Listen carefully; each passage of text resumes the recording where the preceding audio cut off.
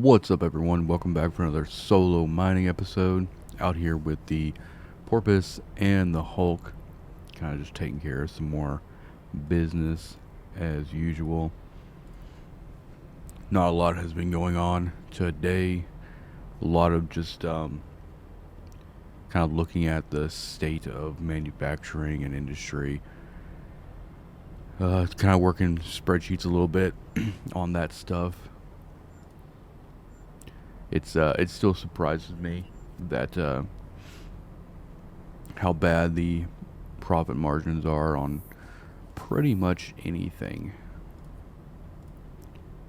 But we're gonna figure it out. We'll figure it out, even if we have to build shuttles to kind of enjoy the manufacturing process. We'll do something. A lot of what I was doing today, as far as spreadsheets go, were just building spreadsheets to basically log and calculate costs and stuff for just traditional manufacturing jobs, Tech 1 stuff, things like that.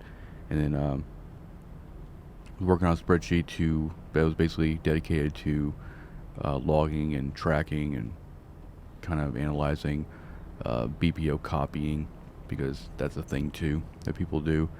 They'll take fully researched BPOs and then they'll copy them, sell them, and sometimes sell them in kits. So, for instance, you might find like an Orca BPC with all the cap parts that require building it, and BPCs as well. But not a whole lot of good profit to be made from that stuff either. I think it's just the industry in general is just so saturated, and it's a bunch of different factors that kind of play into everything. But there are a few outliers. Some of the more rare BPCs and stuff are still worth building. One of the best things you can actually build as far as profit goes is the pacifier. If you can get your hands on a BPC of it, you profit essentially. Even if you bought all the materials in Jita for it and built it in Jita, you'd make like I think it's like 136 million, and it's even more for like things like the Marshall and stuff. But those are the reason that is like it is because the BPCs are not really all that easy to get. So shuttles are actually still pretty good. I looked at the shuttles today, and we're just running like unresearched BPO numbers on that stuff. But Amar shuttles are actually, if you build them, they're in the green. But you'd have to move a lot of them. But here we are, just gonna hang out and mine. Got my energy drink. Gonna get out here and see how much we can get done. But one of the I guess what we were talking about last episode, when I said something about like you don't want to like manufacture in Jita if you're operating in high sec, and the reason is because the system cost index in Jita is like 23.39%. That's really really high considering that the average in Null-sec is like 0.9 to like 1.5, and even the average in like outlying high sec systems and stuff is less than 4, usually less than 5%. And that percentage, the system cost and index cost, whatever, it essentially means that the more things that are manufactured in that system drive up that percentage and that tax. So that tax rate being really, really high means that there's a lot of people manufacturing in that system and things like that. But my spreadsheet's going to be calculating SCC surcharge, just facility tax, the system cost index, all that stuff. A lot of different tax numbers go into everything. Calculate broker fee and sales tax, which are all very character dependent, right? You have to kind of like plug that stuff in for the character you're making stuff on, because all that stuff's affected by standings and skills, and yeah. Whenever you get in industry, in manufacturing, there's a lot to consider. Somebody asked me a question on, like, I think the last episode. They were asking if I was going to be going into Tech 2 manufacturing, like Mackinaws and stuff like that. As much as I would like to, the profit margins for those are really, really bad. And the thing is like with normal manufacturing jobs, you're calculating the normal things like material cost, broker fee, sales tax, all the other, like I said, all the facility taxes, system cost index, all that stuff, and even the job cost. When you start the manufacturing job, all that stuff kind of comes out. There's an extra step in Tech 2 stuff, right? So if we were going to calculate everything from like raw to like a Mackinac, we would essentially need to calculate, if you really wanted to like get into the weeds about it, you would basically have to log all of the job costs and everything that went into researching, or not even researching. You wouldn't even research like a retriever for it, but you have to make a retriever. That's the thing. Which you have, so all the parts that go into that Tech 2 ship, you need to track all that stuff individually. And then when you go to actually invent for your Mackinac blueprint copy, every attempt that you go in to try to get that blueprint copy and all the mats that go into that invention process needs to be logged as well. Excuse me. Which is unfortunate, because by the time you really kind of like get that Mackinac or that Tech 2 ship in hand, if you accurately tracked everything that led up to that point, with the way that the market is right now and has been for a long time, it's you're not going to make a profit on it. Which sucks, because it's like, the whole process of manufacturing is really enjoyable, and it's something that, a lot of people want to get into. The issue being is it's like you sit there and you look at the numbers. If you're diligent and you do the right thing and spreadsheet it all, you sit there and look at the numbers and you're like, I could just sell the materials that I mine and not go through the hassle of invention or waiting for the job process to get done, and still do better. But there are people that I know that literally will just like me, like I mine not necessarily for ISK, right? For like enjoyment and relaxation. And there are people out there for manufacturing as well for that. They thrive on just collecting BPOs, researching them, and just building stuff, and just that whole process of building stuff. And I think that's amazing, right? If you can grab enjoyment and take the ISK out of it, then there's a lot of fun to be had. And I think it's especially useful if you're building stuff that you actually use. So instead of like looking at it through the lens of like, okay, well, I have all these materials that cost this much, I could either sell them or I could make a thing and sell that. That's one way of looking at it. But, and probably what we'll end up doing, if you build things that you use on a daily basis, and regardless of like the material costs and the job costs and all that, and trying to like become have a profit or be in the black when you build that ship and try to sell it, we could take that stuff and, like, let's say if it was like a retriever or something, we build that retriever and then we take that retriever out and we mine with it, and that ship that actually is a tool that allows us to actually make more money. Jesus, this must be Small Rock Day, because this stuff is dying quick.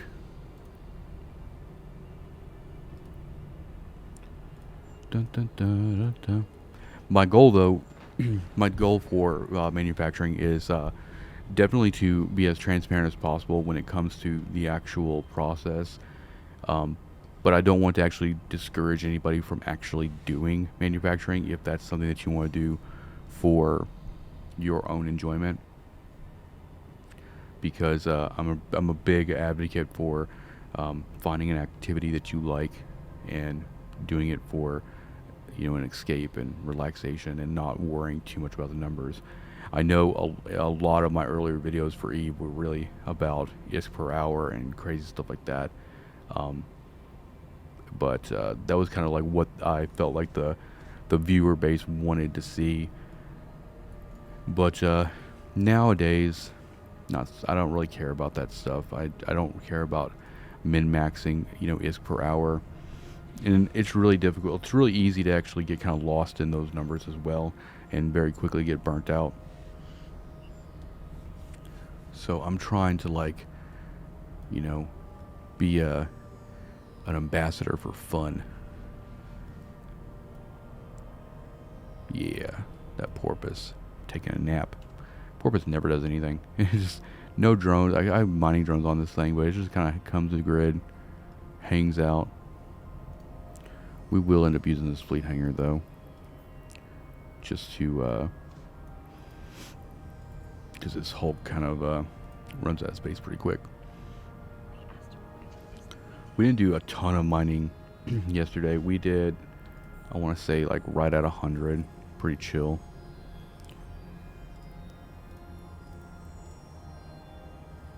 Definitely trying to get into more of a relaxed kind of routine. Because now that I have all these BPOs in research, I'm looking at the actual like timeline now, and it's we got some time. We got some time. Like the main who is doing most of the cap parts and some of the bigger stuff. I don't think any of his jobs is less than 22 days. It's like 10 BPOs all like out for 22 days out. But we're not too much of a hurry for that kind of stuff.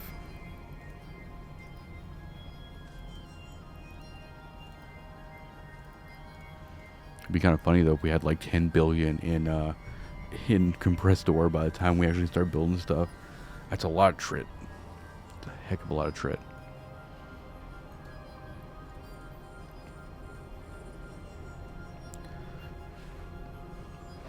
One of my big goals actually, now it was, well, one of my short-term goals was actually getting that alpha to max level, which that character is now good to go, which is why we did a whole like kind of batch of alpha fits and things.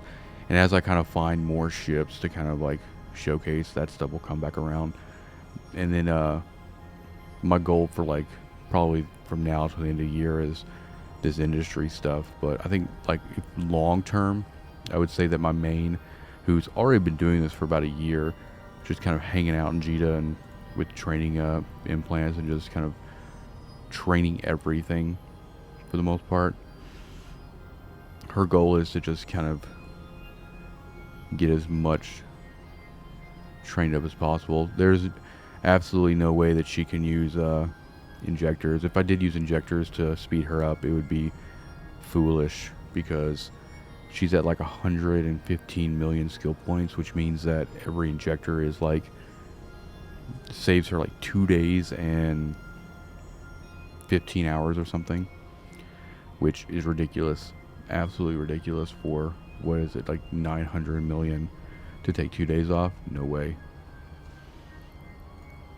So she's in it for the long haul. I want to say that there's a total of like 400 million. If you like train literally every skill, it's 400 and some change a million. And if you trained it, if you actually did the calculations for every skill, training from fresh alt, I want to say like passive train time is like 20 years, which is crazy. That doesn't mean every skill is actually like worthwhile.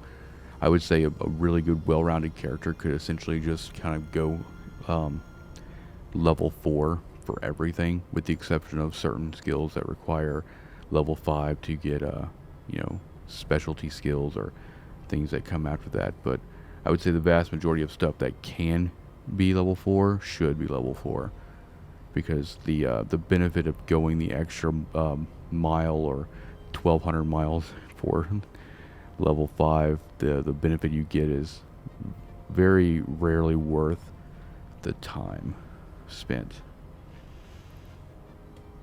a lot of really, really well-rounded characters in the hundreds of millions um, are kind of just uh, level 4 trained in most stuff. Unless you're like me and you want to like maximize a ship like the Marshall and you're like Battleship 5 everything, Black Ops 5.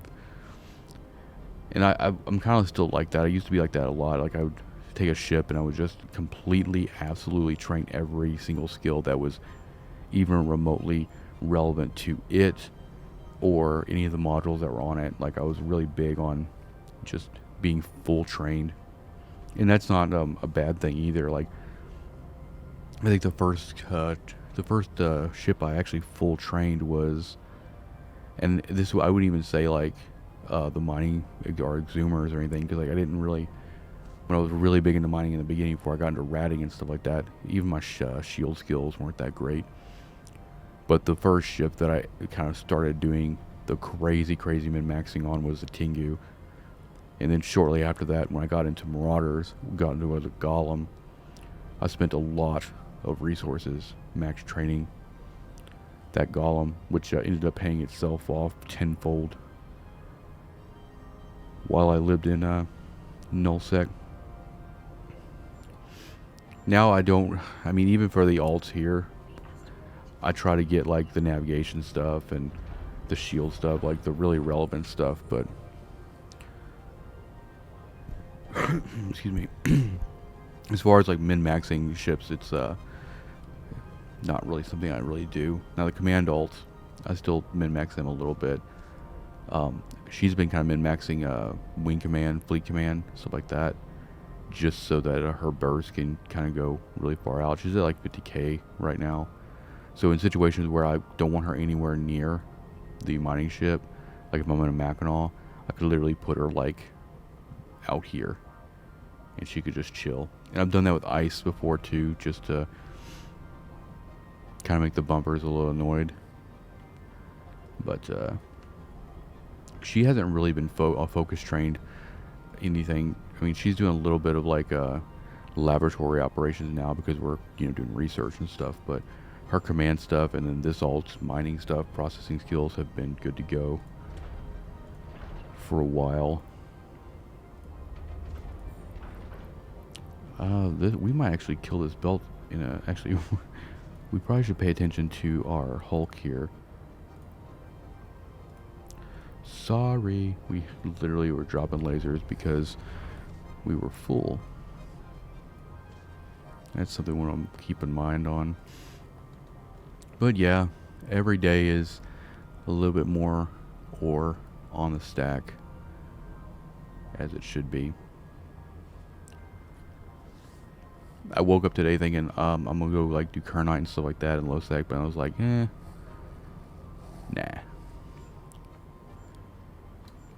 It's been kind of busy today too in a lot of the systems that I normally operate in. A lot of ne'er-do-wells being shady, which doesn't normally bother me, but some days I'm just like not in the mood to deal with that kind of nonsense. What I have been doing a lot lately is I've kind of like been timing my, not really timing, but in terms of like how long I come out and mine for in a session, I essentially just kind of fill up the fuel bay for the Porpoise, and then I'll come out here and essentially just mine until we run out of fuel, and then that's like kind of how I segment the mining session, which works out pretty well for the most part.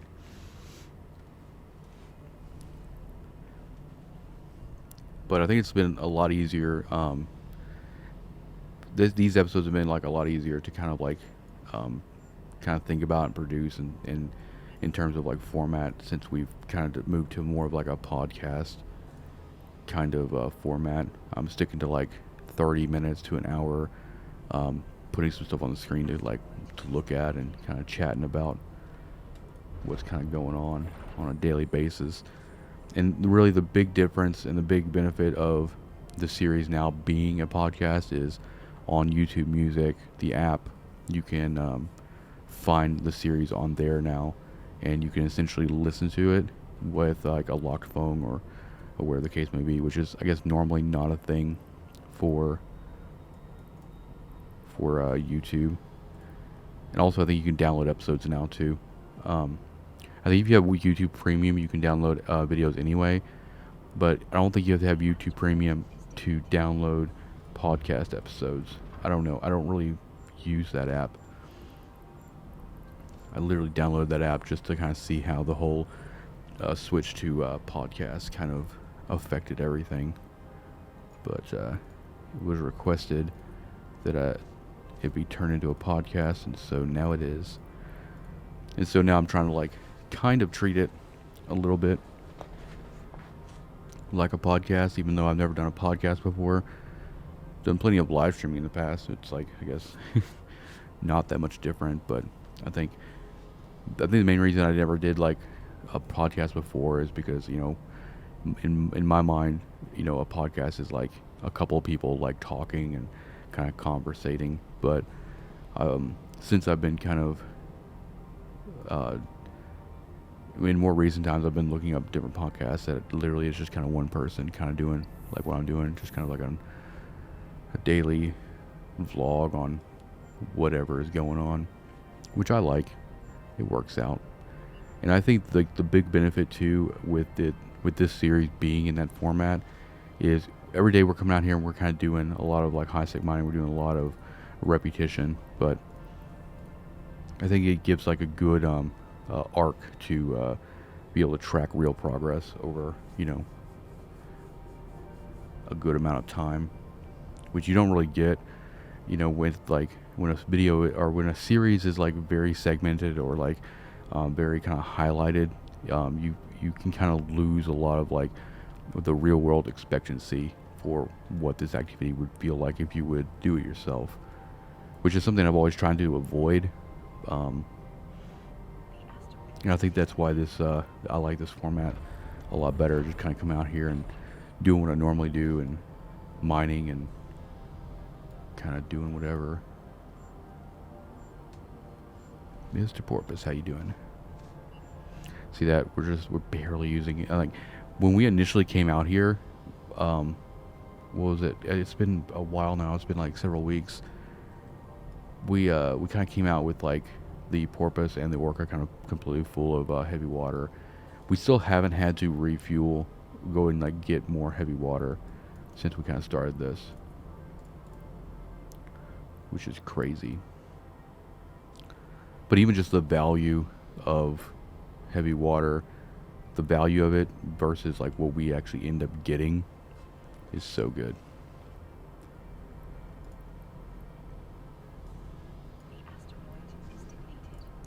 I guess I could do a survey scan on these rocks, but I kind of like the suspense. I have a feeling that this is a small rock day, so we'll go run that survey scanner and see what we're dealing with. Oh yeah. I mean the azure plag is decent, but concentrated feldspars, yeah, everything's pretty low. Everything's pretty much half size for the most part, which I could tell immediately just from how fast we were killing the rocks and how it kind of felt.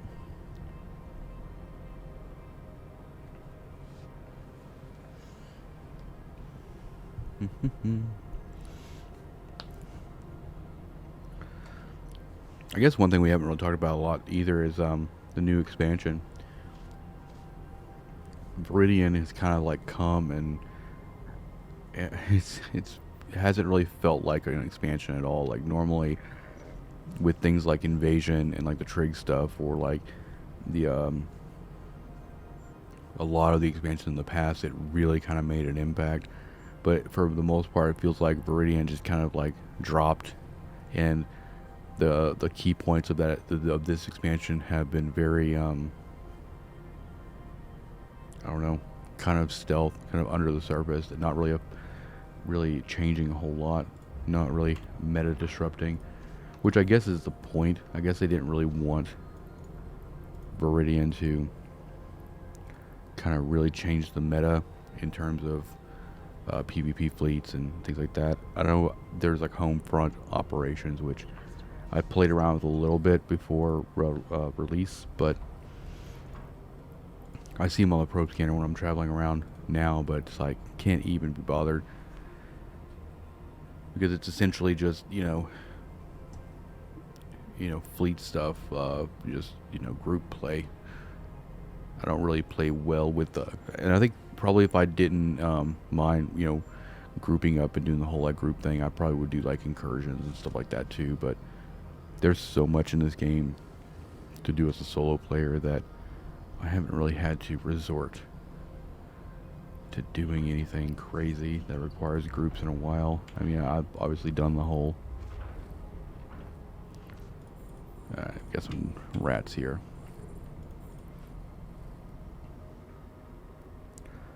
We'll take care of them on the Porpoise. But obviously I've done like high-sec wars, a lot of that kind of stuff, and null-sec roams and things like that in the past. But it's never been something that I'm like waking up, logging in, and being like, I can't wait for ping. Get me out there. I got my ship. I'm ready to blow up. That's never really kind of been a main focus for me.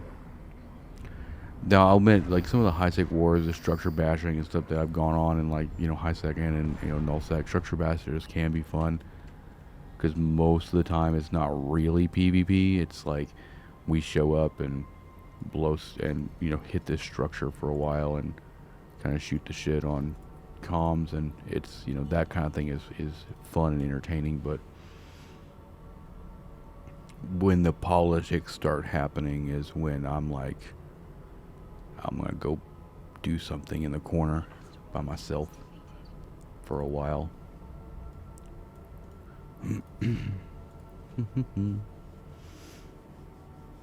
I have a lot of people on the channel actually asking me about my corporation and like if I'm looking for miners. And I guess I don't ever really like talk about it, but like the big reason why I have all my characters in my own corporation is so that, and the reason that corporation is not in like an alliance is because since I make content, I don't want to like operate in very well, well not really well, but I don't really want to operate in like null-sec or do anything with the people who are established somewhere that would, OPSEC would be a problem because of the content I produce. So I think that there's probably a solution to building a corporation, a mining corporation here in high-sec for viewers. The reason I haven't really done anything in terms of putting together like I guess a viewer corporation for like mining and stuff is because just shenanigans. You're always gonna have bad apples, the guys who are gonna the players who are gonna come in and just want to stick a tune in these corporations and have their friends or buddies or whatever come in and gank and do whatever. Just nonsense.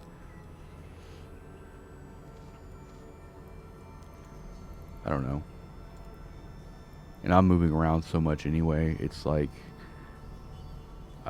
even if I made a corporation like that, I probably wouldn't be like super involved. It would just end up being like a viewer kind of meetup thing.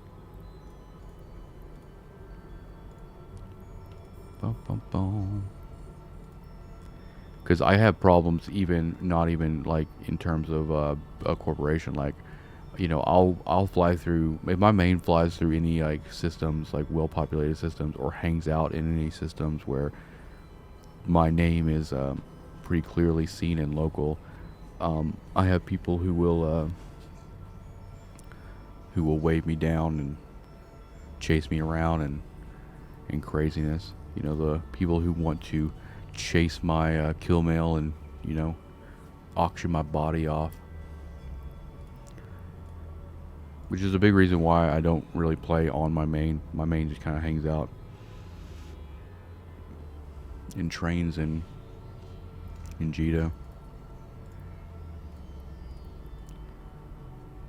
I think eventually I'll probably I might look into trying, because like for me personally, if I was going to do like a corporation for viewers and things like that, I'd want to do like I'd want to like get a corporation, get a bunch of people in, um, and then I'd eventually want to like drop like an Athenor in high seg and do like regular moon mining, right? Um, but the issue comes down to like the corporation itself protecting that Athenor whenever we get war decked, because it will happen, and being a big enough corporation that we kind of skirt under the normal, because normally people who want to run like high sec wars are looking for very low populated corporations, and they want to hit those structures for cores and stuff like that. So I think if I was going to end up dropping like a structure for moon mining, I'd probably want the corporation to already, before we even drop it, have a considerable amount of members, active members, that were not just mining, but were capable of kind of showing up for a timer if we need be. Because even though Athenor isn't like the full moon setup is not expensive, it's just annoying to have to like keep dropping one. If you kind of keep getting yours popped. That'd be super convenient though. Like just having our own moon every week, which is something I still want to try to get into. Find somebody with a moon, and I know a couple people. I just haven't been down on their frag days to do a whole lot. But chances are, if I did that, I'd probably actually run like a 14 to like 30 day moon extraction, just so there's a lot of volume for people to get out there and mine. But I don't know. I'm not opposed to a viewer corporation. I just think that as far as like my involvement, my direct involvement, and getting a structure up for moon mining would probably not happen immediately in that kind of situation. I also thought about just doing it in terms of like just having like a tax haven. Like even if it's just like a corporation that just has zero tax, and we don't really operate in a certain system or whatever, just for people who may be in like NPC Corps or in a corporation with high taxes, and they just want to kind of like do what I'm doing, mine in high sec, and just not have a crazy tax on all their stuff. Doing that.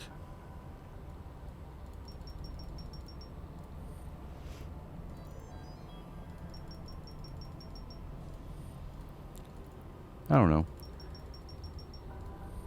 And it's also kind of like what is the demand for that as well? Like, is there even a significant amount of the viewers of this channel interested in like even trying to like put together a corporation like that? And what would the logistics or like everything be? Like, I'm not, even when I ran like a corporation with active members before I started doing content, I ran my corporation basically had a high sec and a null-sec corporation side, so we'd vet on the high sec side, and then after those people, the newer players got like their skills to a certain point, or they were vetted to a certain degree, they could come out to null-sec and kind of join the operations out there. Even when I was running that, it was I was pretty chill. I'm not the type of person who wants to like have mandatory ops or say, oh, well, the corporation is doing this and you have to participate, blah blah blah. Like, I'm too carefree for that. So it's like I'd be like, yeah, this is where our structure is. This is the system we operate in. If you want to come mine with us, whatever. If you want to rat with us, whatever. Do what you gotta do. Who cares? All right, try to get off the corporation tangent. It would be fun though to like kind of extend like new bro help to like end game as well, but and we don't even have to have a corporation really for that. I even thought about actually just making an alliance. So if there are, because not everybody is like a single player who is able to kind of just drop the corp they're in and go chase a dream, pie in the sky. The reason I thought about actually making an alliance would be to be essentially open it up for corporations who are looking for some sort of affiliation.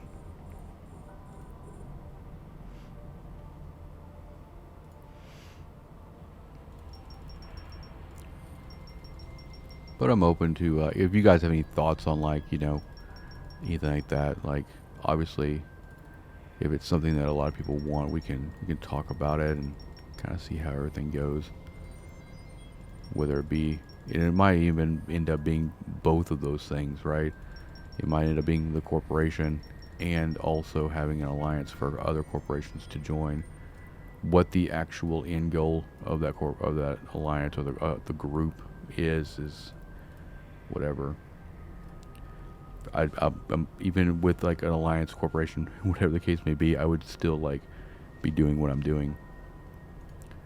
I think the big benefit would probably I think the main goal for me personally would be to like get an Athenor, get a moon, and kind of hang out on that for a while and farm moon goo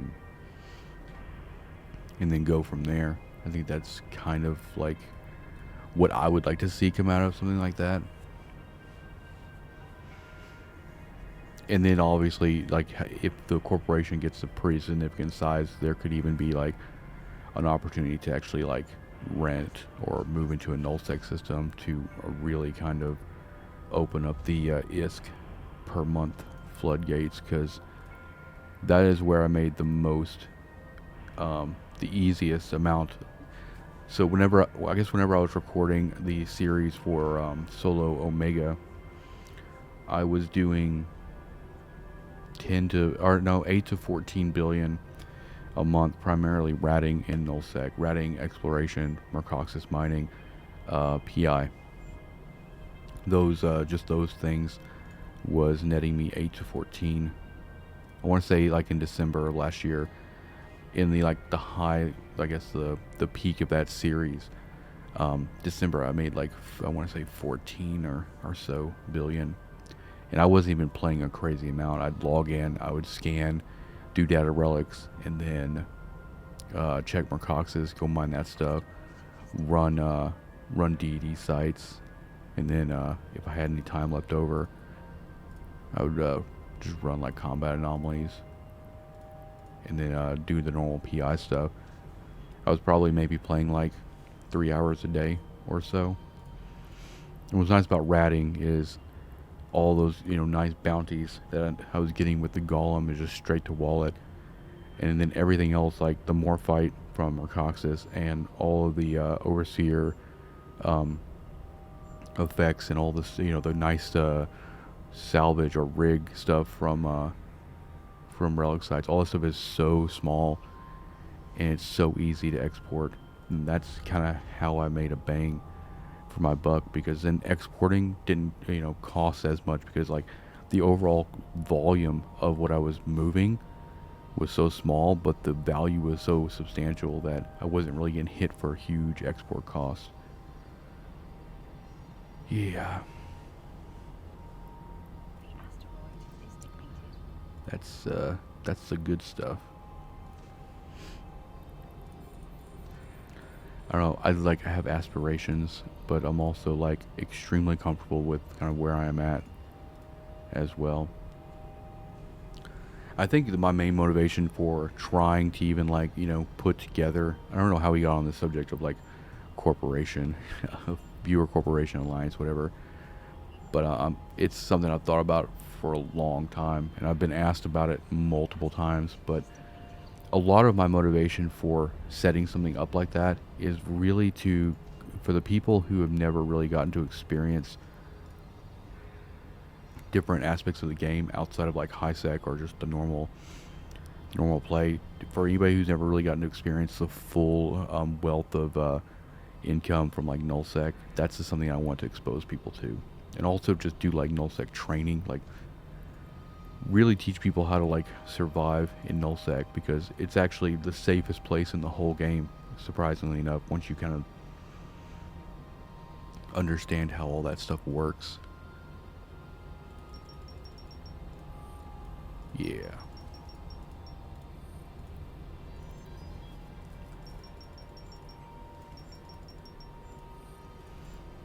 Good old Project Discovery. She's only like level 99, so technically I'm not, I could actually end up, if I'm really kind of diligent about her Project Discovery, I can eventually get, I can still get the Enforcer BPC and then the Marshal BPC on her. I think I got like 3 tunes that still need like the Marshal BPC from Project Discovery, which is pretty substantial. It used to be a little bit cheaper to make, but I think it's like a little over $1 for the material costs, and then it sells for like $8. So it's if you really hit it hard on a character, you can essentially go all the way from starting Project Discovery all the way to Marshal in like, I want to say 3 months. Excuse me. But you have to be really diligent about it.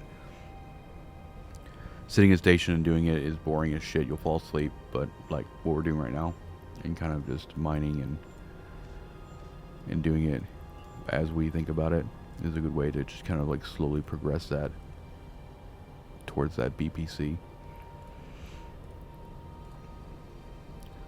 It's Project Discovery and like making the Pacifier and like the Enforcer and stuff like that, or at least the Pacifier, is how early in the like if you watch the old Alpha Project series, or like early in Solo Alpha series, a lot of our early I guess ISK windfalls were because of Project Discovery and building the Pacifier and having that really good profit. I'm doing pretty good right now. Pretty chill. I actually really do enjoy just like Hulk and Porpoise, because it doesn't ever feel very stagnant. There's like, you know, what are we doing right now? 54.7 seconds, doing 50.2 cubic meters a second. It feels very, there's really no, like with the Mackinac and other ships and stuff like that, there's a very noticeable kind of like dead air, I guess you could say. But it just seems like, you know, 50 seconds, being sub 1 minute on your cycles really kind of keeps you engaged. This is a really good setup, something I'm definitely enjoying. Even though I have 2 more mining ults sitting in this system in Mackinac, I still choose to come out here in just a single Hulk and a Porpoise, because it's all about being, like, it's just all about chilling out. Because the more people you put on field, the more stuff you gotta worry about, and the more unrelaxing it becomes. That's why this setup works for me.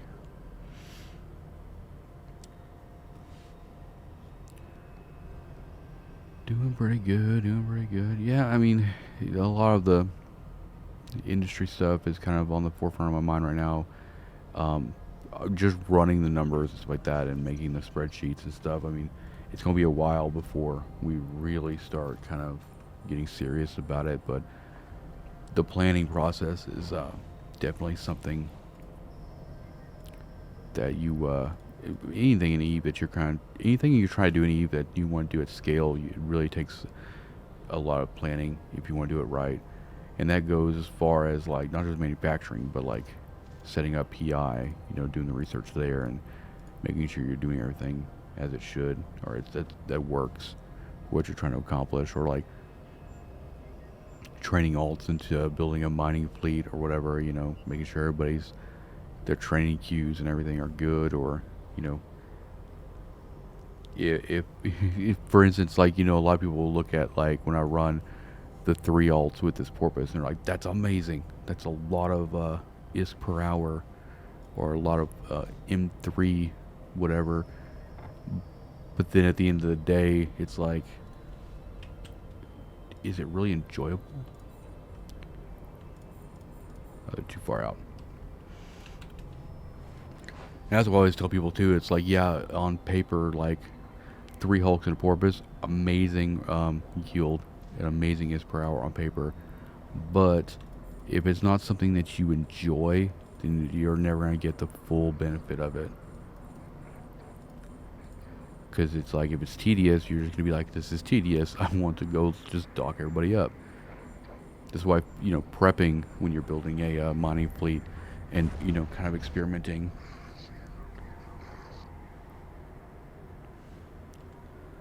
And that is why, for me, at this point in my EVE life, Hulk and Porpoise. That's the good stuff. Silly rats always coming at the worst times. Come on, get in there. All drones accounted for.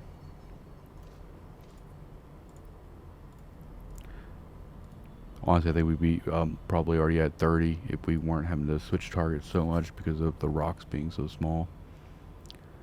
But I'm not too overly concerned about it.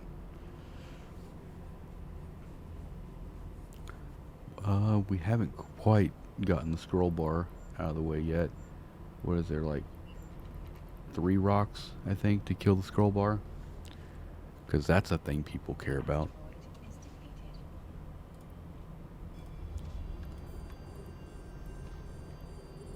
Two rocks.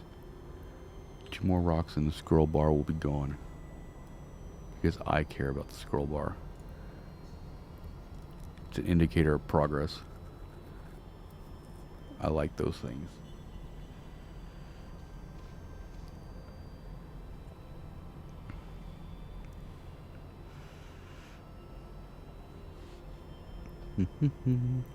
Let's do another round of product discovery. Actually, let's get this compressed first.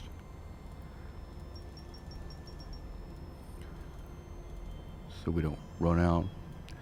A lot of server lag right now. A lot of this stuff is kind of delayed a little bit, which happens. It might just be my end, my crappy internet. Which I guess I haven't really talked about my internet in a while. Mainly because I think I spent like a week bitching about it. But it's gotten better, I guess. It's a little bit better. But, and the only reason I know it's better is because I've been there, like I guess last week or whatever. I've been kind of intermittently doing like 4K and 1080p, but I notice my my internet and how well it's doing whenever I go to upload a 4K video, because it's like, oh, it's either going to take 30 to 45 minutes, or actually no, it's either going to take 30 minutes or it's going to take like 6 hours. And I don't really know until I hit upload, which is always fun.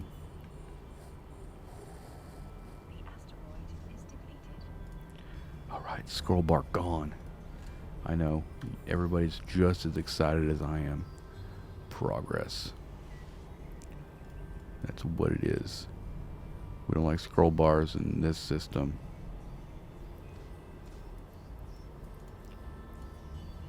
It's like, how long do you mine a single belt? Till scroll bars are gone, obviously. You're like, what? What are you talking about? What are you talking about, Willis? Talking about scroll bars.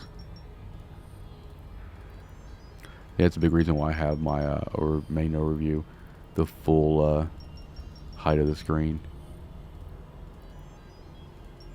because of that.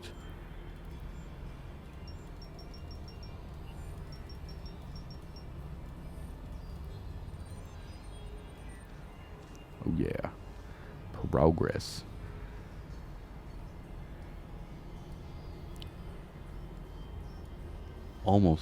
Almost at 30 million. Getting there. Slowly.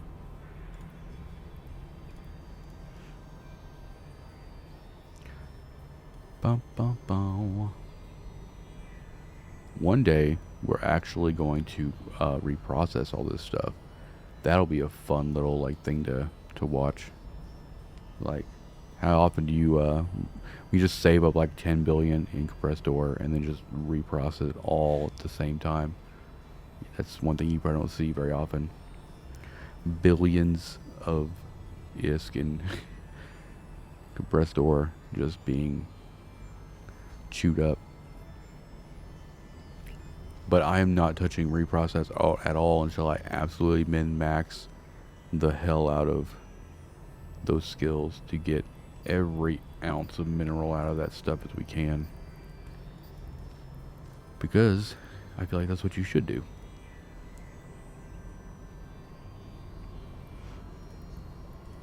But also, like, I'm always really obsessing about, how much enjoyment I get out of just kind of stockpiling everything that we mine.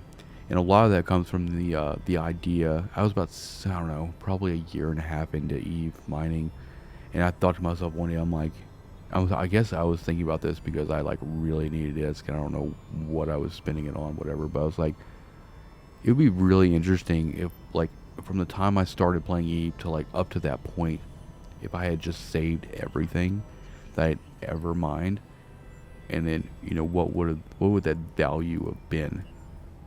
That interesting kind of like a shower thoughts that people have. It's like, in the past year and a half, if I would have saved everything, what would that value be? And so now it's like, yeah, let's just save everything. Let's just save everything forever and see what happens. But I obviously do a lot less mining than I did back then. I mean, we used to get up at reset and we would just mine for the whole day from like reset all the way. We'd probably like 12 or 15 hours a day. We would just be out there killing belts and just doing some crazy stuff. Mining was a lot more fun back then because we had access to Racavine, potato ore.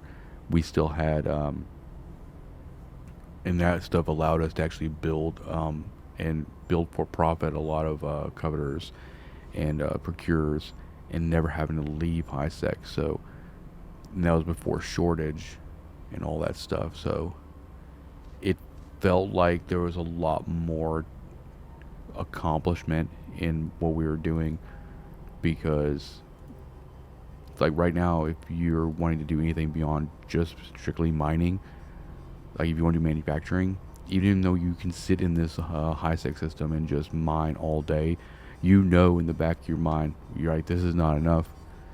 Like, this is only a piece of the puzzle. I have to go to low-sec or to Poshman or to null-sec or to wormhole space and collect all these things, go on these fetch quests, and in order to just build a thing that probably isn't going to make me any profit at the end of it. And it's like, that actually has probably done a lot of damage to the industry side of the game, because I do remember a time where it's like we could just come out here and kill like 9 belts, and the ore, we'd like kill like all the belts in the system, and then we'd go to like the Racavine beacon and go mine Racavine out there for another like 4 or 5 hours, and then we'd all dock up and we put a bunch of procures or coveters in the oven and profit. It was great. And also that was back whenever there was still anomalies in high-sec, so you could go to Amber and Kernite anomalies in high-sec and get that stuff. Different time. Doesn't help to it does no good to like think about the past, but sometimes it's nice just to remember how things were. But you just kind of have to adjust with how things are, and that's just as the game it changes, motivations and goals and agendas change as well. Might have to work a little bit harder to find the fun, but it's there. For me, I think I had to just kind of change my mindset, because when I started off as mining or just playing in general, I was all about the ISK. It's like, this seems to be the driving force of this game. Like, everybody's after it, so it's like I have to be after it. It led to several burnout and several hiatuses away from the game until eventually I was like, I don't care. I'm not going to go meta with this shit. I'm not going to try to like, uh, you know, play like somebody else wants me to play. It's like if I just, and that's kind of where I like took a break from mining and went strictly into like doing absolutely anything but mining, which gave me a lot of perspective and a lot of enjoyment and a lot of appreciation and respect for other aspects of the game, which I think only just made things better because it's like back then all I did was mine. I had no idea about ratting. I had no idea about exploration. I had no idea about any of that stuff. So it's like when I got tired of mining, I felt like there was nothing else for me to do. I was just like, I'm just not gonna log in because it's like only thing I know how to do is mine, and it sucked. But after like several hiatuses, and after the last one, I'm like, you know what? I'm gonna take a hiatus, but like a semi hiatus. I'm just gonna like stop mining for a while, but I'm gonna go check out this ratting stuff, this exploration stuff, and that eventually kind of culminated to the end of last year, where I was doing kind of a little of everything and just really killing it on ISK. And then after getting all of those experiences and doing all that stuff, I was able to look at everything objectively and think, well, what do I actually enjoy, and how do I want to spend the next like 6 months or a year? I want to relax, I want to enjoy things, and so a lot of it is just like, let's go back to high sec, just chill out, and make some content, try to entertain before we go shoving ourselves off the deep end back into Null-sec, which is still probably going to happen. I know I'll probably end up talking about it in every episode about wanting to do extra Null-sec, but it's like I do, but I also know all the crap that I would have to do to like prepare and get stuff moved out there and do all the crazy stuff. I'm like, I don't want to do that right now. I feel like I just want to not think about that. There's a time and a place for everything. And my time is now, and my place is high sec, getting all the Veldspar. For no reason other than to just have a big stack of it. I appreciate you guys for like, enjoying this series and kind of listening to me talk about my experiences and watching me mine and high sec and all that craziness. Everybody's like, oh, well, high sec mining is boring. It doesn't have to be. It doesn't have to be boring at all. It depends on your attitude. You can have a really crappy attitude, and like for me, it's like, oh, I know I can go to Null-sec right now and make 14 billion a month. But also, I'm here. But here I am in high sec, chilling and relaxing, having a good time, not stressing. It's not all about the ISK per hour. ISK is what allows you to have more fun. But if you already kind of have everything that you need, like we have all the assets we need right now to do what we currently want to do in our playtime every day. So we're not feeling any pain at all. But I think that makes a good part to end this episode. I appreciate you guys hanging out with me for an hour while we, kill scroll bars and kill rats and stack ore and all that good stuff. So, let's see, 31. We did make it to 30. Oh yeah. See how we're gonna see. Okay, we're gonna hang out for a little bit longer. Just kidding. We're gonna wait till the Porpoise kind of gets out of. We're gonna pre-align the Porpoise. Wait for that Porpoise to get out of a siege, so we can just kind of keep popping here. And all that good stuff. Once we get close to closing out siege, it's like what, 12 more seconds, 10 seconds. We'll go and cut lasers here. Badoop. That way, I just don't like going back to station without having any stuff that's like not compressed. 32, not bad. And Porpoise is away. We approached the ship too, so this Hulk will end up kind of following along where we're aligning so we can get out of here. But she needs to basically wait until the burst and the weapons timer goes off before she can dock. But anyway, I appreciate you guys, like I said, for hanging out with me for an hour and, you know, chatting. Let me know in the comments, like, you know, obviously the comment section is open for discussion. Any questions that you ask me in the comment section, I will try to address in the next episode. That's kind of the format I'm trying to get to and things like that. But yeah, hit that like button, hit the subscribe button, turn on notifications so that you get notified, because you know that's how notifications work. And if you enjoy the channel and you want to, you know, support future content, consider becoming a member. And I will see you guys in the next one. Peace out.